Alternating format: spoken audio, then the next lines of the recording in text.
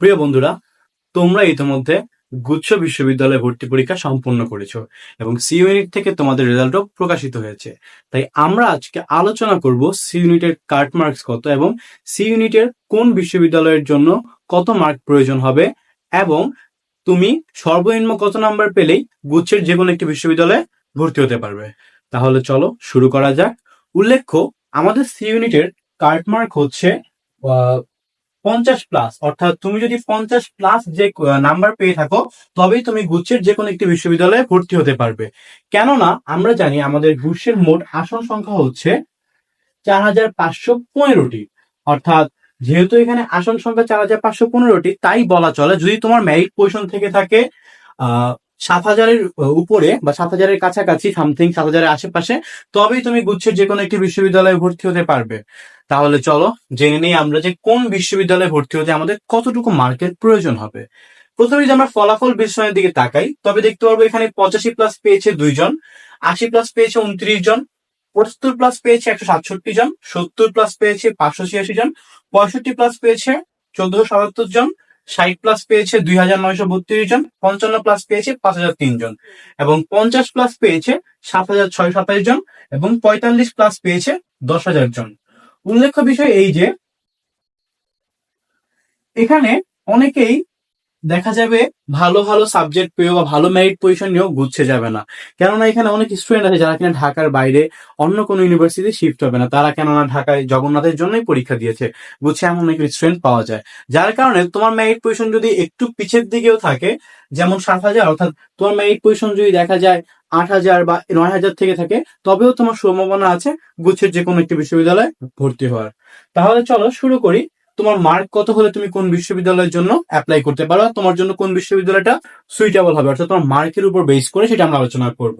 এক্ষেত্রে আমরা A category university হিসেবে রাখছি 3টি ইউনিভার্সিটিকে, অর্থাৎ ঢাকা জগন্নাথ বিশ্ববিদ্যালয়, খুলনা ইউনিভার্সিটি এবং সাস্ট।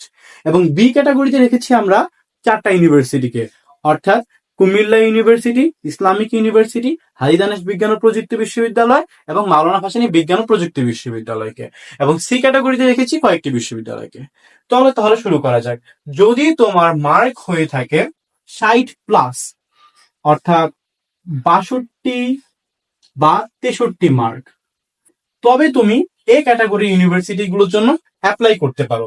এবং তোমার মার্ক যদি হয়ে থাকে 65+, তবে চোখ বন্ধ করে বলা যায় যে তুমি জগন্নাথ বিশ্ববিদ্যালয় বা সাস্টের তোমার পছন্দের সাবজেক্ট বিবি এর যে কোনো একটি সাবজেক্টে তুমি ভর্তি হতে পারবে ইনশাল্লাহ। কিন্তু তোমার মার্ক যদি আর একটু কম হয়, যেমন 62 বা 63, এবং মেরিট পজিশন যদি হয়ে থাকে সেই ক্ষেত্রে 2200 বা 2300-র মধ্যে, তবে তুমি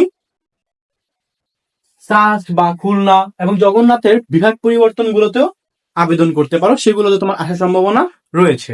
উল্লেখ্য বিষয় এই যে এগুলো কিন্তু জাস্ট সম্ভাবনা যুক্ত বলা হচ্ছে, সম্ভাবনা থাকতে পারে, এটা যে অ্যাকুরেট হয় ব্যাপারটা কিন্তু এমন না।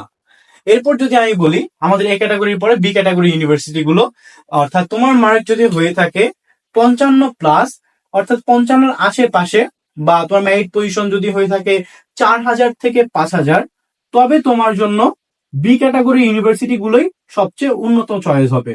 কেননা বি ক্যাটাগরি ইউনিভার্সিটিতে রয়েছে ইসলামিক ইউনিভার্সিটি, কুমিল্লা ইউনিভার্সিটি, হাজী দানেশ বিজ্ঞান ও প্রযুক্তি বিশ্ববিদ্যালয় এবং মাওলানা ভাসানী বিজ্ঞান ও প্রযুক্তি বিশ্ববিদ্যালয়। এই ইউনিভার্সিটিতে তোমরা বিবিএ সাবজেক্টে অথবা বিভাগ পরিবর্তনেও কিন্তু তোমরা ভর্তি হতে পারবে এবং খুব সহজে সেখানে তোমরা চান্স পেয়ে যেতে পারবে। এবং তোমার মার্ক যদি হয়ে থাকে 50+, অর্থাৎ মেরিট পজিশন যদি হয়ে থাকে 6,000+, অর্থাৎ 6,000 থেকে 8,000-এর মধ্যে, তবে তোমার জন্য সি ক্যাটাগরি যে ইউনিভার্সিটি গুলো আছে গুচ্ছে, যেমন রবীন্দ্র বিশ্ববিদ্যালয়, শেখ হাসিনা বিশ্ববিদ্যালয়, তারপর এই বরিশাল ইউনিভার্সিটি, এই যে ইউনিভার্সিটি গুলো আছে, জাতীয় কবি কাজী নজরুল ইসলাম বিশ্ববিদ্যালয় এবং বেগম রোকেয়া বিশ্ববিদ্যালয়, এই বিশ্ববিদ্যালয়গুলোতে তুমি অ্যাপ্লাই করতে পারো এবং এগুলোর ভালো বিবিএ সাবজেক্টে অথবা বিভাগ পরিবর্তন দিয়ে তুমি ভালো সাবজেক্টে ভর্তি হয়ে যেতে পারবে।